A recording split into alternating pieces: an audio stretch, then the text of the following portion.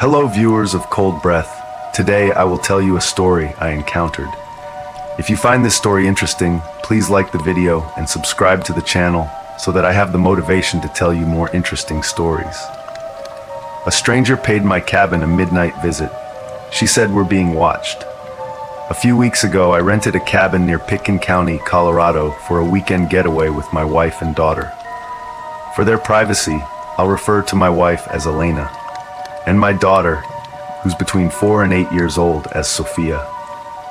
It was dusk by the time we arrived at the cabin, far later than Elena and I had planned.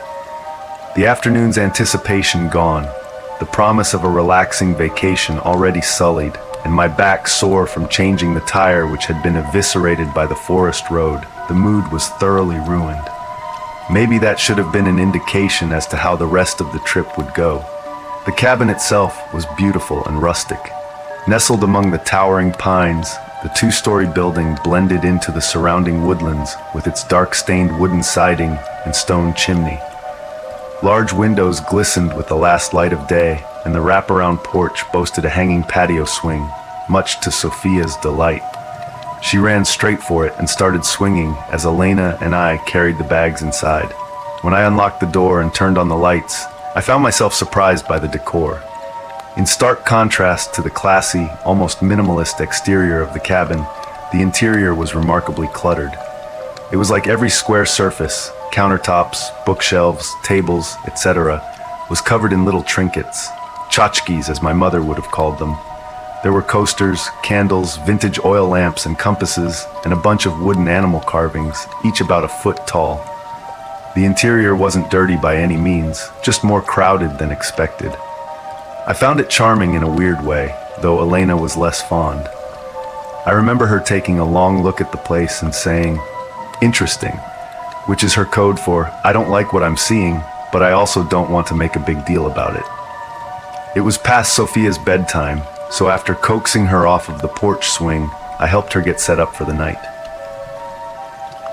There were 2 bedrooms on the second floor, a master suite with an attached bathroom, and a smaller bedroom that was pretty clearly set up as a kid's room for visitors to the cabin. The cabin was specifically advertised as family-friendly and good for parents with younger children, so it was no surprise when the smaller bedroom was full of colorful toys and plushies.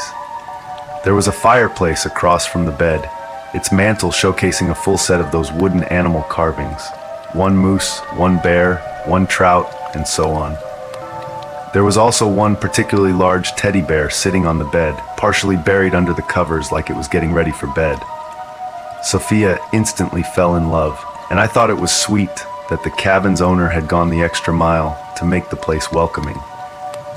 I didn't love the idea of her cuddling it to sleep though, since it likely hadn't been washed between visits, so I propped it up on a chair next to the bed before tucking Sophia in for the night. Tired from our travels, Elena and I went to sleep not too long afterwards. Saturday was our designated lake day. After making breakfast and waking up Sophia, who had to be convinced not to take her new best friend, Mr. Bear, out on the water with us, we grabbed the kayaks off of our roof rack and headed down to the shore. We were a short walk from the lake, and I was absolutely blown away by the natural splendor. Our cabin was semi-isolated, remote enough to give my family peace and privacy, but close enough to civilization that we could easily access help in case of an emergency. We were a 5-minute drive into town and a 5-minute walk to the nearest neighboring cabin, which we passed on the way to the lake. It was a gorgeous building, far more intricate and seemingly much older than the one we were renting. There was an older woman sitting on the porch as we passed it by, and although I couldn't wave since both hands were full with the kayaks, I gave her a nod and a friendly smile. She stared at me in response, her expression completely blank. She was looking directly at me, but almost looked like she was in a trance or something. "What was that all about?" I quietly asked Elena once we were out of earshot. "Not sure," my wife answered. "She looks pretty settled in there. Maybe that's her home, and she doesn't appreciate her neighbor running an Airbnb." That seemed a logical explanation. I stole a quick glance over my shoulder before the house completely disappeared behind us, and saw that the woman was now walking down the steps of her front porch, her gaze still fixed on us. Elena and I exchanged worried looks and picked up the pace a little, Sophia running along ahead of us, joyful and oblivious. Once we reached the shore, we hopped into the kayaks and pushed off into the water. We weren't exactly running away from the woman. It was more so that we wanted to avoid a confrontation if we could. As we started paddling out into the lake, the woman appeared at the tree line, but never came any closer. I gave her a wave, and again, she gave me no response but a glower. It occurred to me that she might have been trying to warn us about the lake, maybe about a current or algal bloom, but I'd researched the area extensively to make sure it was safe, and her demeanor wasn't quite urgent or benevolent enough for that to be the case. The rest of the day was thankfully devoid of any more strange encounters. After a calm day of swimming and hiking, we returned to the cabin in the evening for dinner and s'mores. Sophia brought Mr. Bear outside to help with the s'mores, to mine and Elena's amusement. We had no idea how we would convince her to leave the stuffed animal behind when we left on Monday night. After we put Sophia to sleep at 8 p.m., Elena and I watched a movie, had a drink, and then went to sleep at 10:30 or so. At midnight, according to my phone clock, I heard what sounded like a knock. I sat up in bed, checked the time, and listened for a minute. A few seconds passed, and then there came 3 knocks in quick succession. I gently shook Elena awake, waiting to hear the sound again, and after a moment, I did. There was someone at the front door of the cabin in the middle of the night. Concerned, I got out of bed and tried to look out the bedroom window. I could only see a sliver of the front porch, and though I couldn't see an actual person, I could see the shadow of one thanks to the porch lights. Needless to say, I wasn't thrilled to have a stranger pay our isolated cabin a midnight visit. I told Elena to stay upstairs and made my way to the first floor, stopping by the living room to pull back the curtains ever so slightly and peer through the window. Still, given the shape of the house and the placement of the windows, it was impossible to see anything but a shadow. The person must have been standing an inch away from the front door. I scanned the front yard and the distant tree line, but didn't see anyone else, so a decoy ambush situation seemed unlikely, but I still grabbed my handgun just in case. Just my luck. The old front door of the house didn't have a peephole, so I got up close to the door and tried talking to the person on the other end. "Can I help you?" I said. Instead of answering, the person knocked again, this time more urgently. No way in hell was I opening that door now. "Look, friend, if you need help, you better speak up. Otherwise, I'm gonna have to ask you to get off my damn porch before I call the police." The knocking stopped, and after a moment, there was a woman's voice on the other side of the door. Her tone was nervous, and her voice was soft. She said a single sentence: "He's watching your daughter through the bear." Of all the things I expected to hear from our unwelcome visitor, that was not one of them. I readied my gun and cracked the door open. When I looked out into the night, I saw the elderly woman from earlier quickly shambling away from my door. Her back was turned towards me, and she looked like she was trying to get away from my porch as quickly as she could. I called after her, asking her what she was talking about, but she didn't look back. She just kept going until the night swallowed her up completely. I was pretty disturbed at this point, so I shut and locked the door and made my way back upstairs. Elena was waiting for me at the top of the stairs, and I quietly explained to her what was going on. Horrified, she went into Sophia's room and gently took the teddy bear out of our sleeping daughter's arms. We went downstairs and laid the bear out on the kitchen counter. I grabbed a pair of kitchen shears and dissected the thing, making an incision in its fluffy body and pulling out its cotton innards. It wasn't that I believed the old woman, just that as a parent, anything related to my kid's safety, even something that sounds outlandish, is something I take seriously. Even though the woman was likely suffering from some kind of cognitive impairment, I still wanted to investigate. I pulled all of the stuffing out of Mr. Bear and found nothing, though Elena pointed out that the bear had 2 very large glass eyes which could potentially be concealing a small camera. I was unable to find a hammer, but I did find a wrench under the kitchen sink. I wrapped the eyes in a kitchen towel and smashed them to bits. But when I sorted through the fragments, I didn't see anything that looked like a recording device. I was relieved, but I was also equal parts creeped out and angry. Maybe, like Elena had mentioned earlier, she was annoyed with the constant visitors to her neighboring cabin and was trying to scare us off. She might also have had some mental health issues or hallucinations. In either case, though, how did she know about the teddy bear? Maybe she had visited the house before, or maybe it was just a lucky guess. Before returning to bed, I took a turn around both floors of the cabin, looking and failing to find anything out of the ordinary.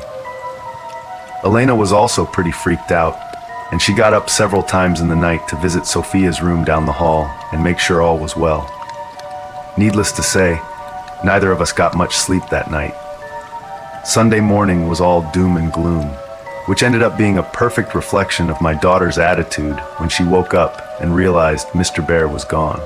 Obviously, we didn't tell her what had happened, but Alina and I did our best to distract her with flapjacks and promises of a fun day of adventuring. Unfortunately, the hike we had planned was foiled by a downpour that, of course, the forecasts hadn't predicted, and so we decided to salvage the day by exploring the small town nearby. It wouldn't be the escape into nature we'd hoped for, but there were several family-owned restaurants and shops in the area, as well as a small library. The morning was all right. I enjoyed exploring the little town with my family, although there wasn't much to do. We had an early lunch at around 11 or so, but when we sat down, my wife started rifling through her backpack with a look of dismay. When I asked her what was wrong, she said that she didn't see Sophia's EpiPen, which we always like to have at the ready when we eat out. I realized immediately that I'd forgotten to put it back in Elena's backpack yesterday when I was reorganizing our stuff. I felt like such an idiot, and Elena, already grouchy from a sleepless night, really chewed me out for it. To make amends, I told her to wait with Sophia at the restaurant while I hurried back to the cabin for the EpiPen. She was displeased, but it felt like a better option than all of us braving the rain to return to the cabin. The drive back was an absolute nightmare.